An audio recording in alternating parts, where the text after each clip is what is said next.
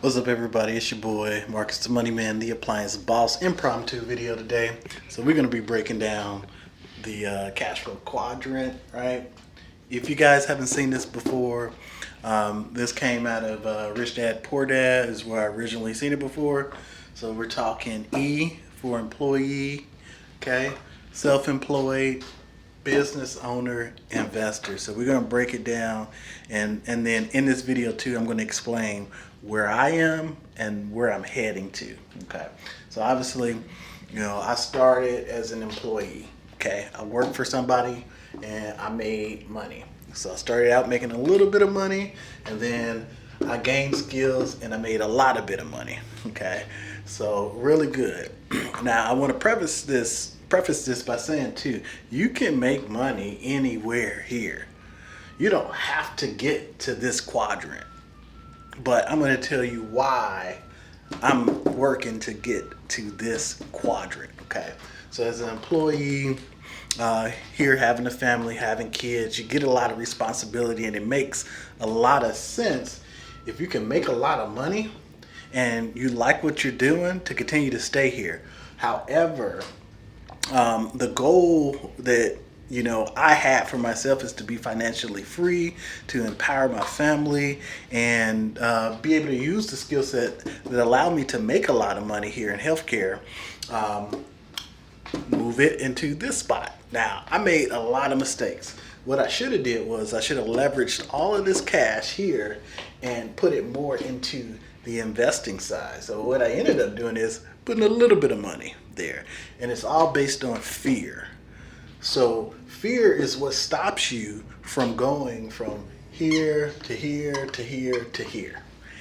Breaking through each one of these different levels is all about fear and how you overcome that. So moving from an employee to self-employed, if you have skill sets to do what you're going to do by yourself and make money for yourself, you may turn this self-employment into the same amount of money. Now remember, you're in this quadrant here, you're working for yourself, you're by yourself, you may have an assistant, something like that, but you're not a business owner per se. Yes, you may own a business, but your role in your business is not business owner. Okay, so example, my appliance repair business, when I first started, I was running calls. I was answering the phones. I was doing all of the stuff that was required in order to generate revenue to make money. Okay, so I was self-employed. Okay, now today, I'm shifted more so here, and I'm feeling it a lot more. So the fear going from employee to self-employed was high, but I did what I needed to do. I saved up the amount of money. I had the confidence and the skill sets in order to start the business and run it and manage it to get here with a goal of getting here quickly.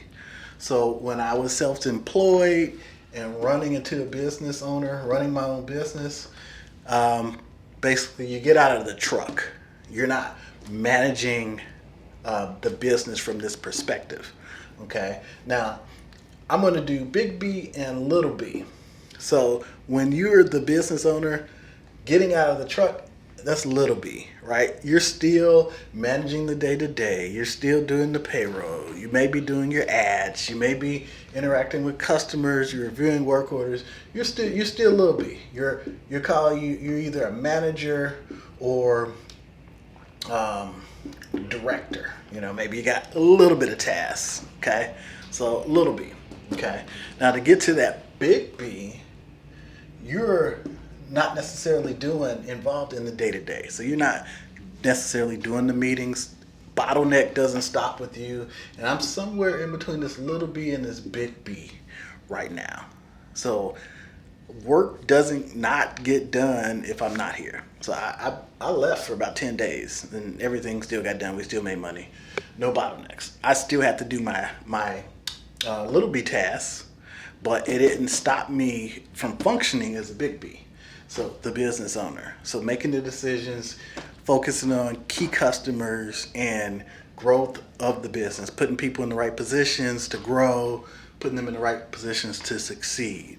Okay, so that's where I'm heading to right now, and it's gotten a lot easier, especially when I started the plumbing division, because I'm not going out there. I can't be doing plumbing. I can't be doing appliance repair. I can't be in customers' homes. So just starting the division itself, and you wouldn't want me doing the plumbing in your house. All right, so I hire competent people in order to do a competent job and help the business be successful.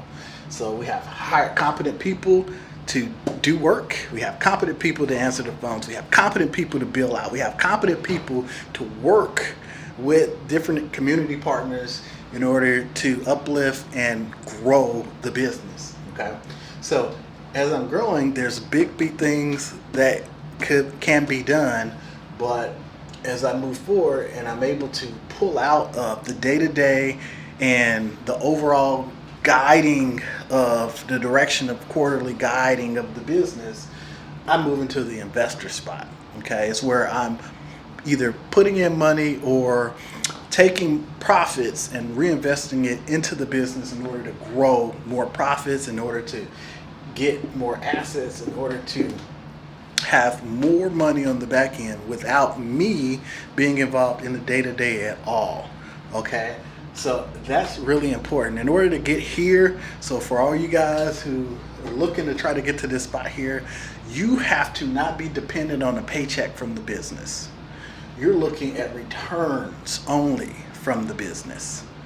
You have to focus on your employees and make sure they get paid well, because they're going to grow the business. They're going to want to continue to get paid. They're going to want to continue to work for your business. And if they're able to do that, then your returns are going to be better. So at this point here, you're getting returns in the business. You're acquiring different assets. You are an investor. So you're leveraging different things in order to get a higher return without being part of the day-to-day. Okay, so I've had quite a few stints where I'm gone for this last time. I think it was the longest I've actually been gone. It's 10 days straight. I've had instances where I leave for a week, come back for a couple of days, leave for another week. So next year, my goal is I'm going to try to disappear for 3 weeks, see what happens. But I just want to break this down and kind of show you guys where I am and where I'm going and why I'm heading this way. Mainly because I want to grow here and have a fully functional business where I am investing in and the growth of the business, so I can continue to grow and invest in other business and other assets. That's the name of the game.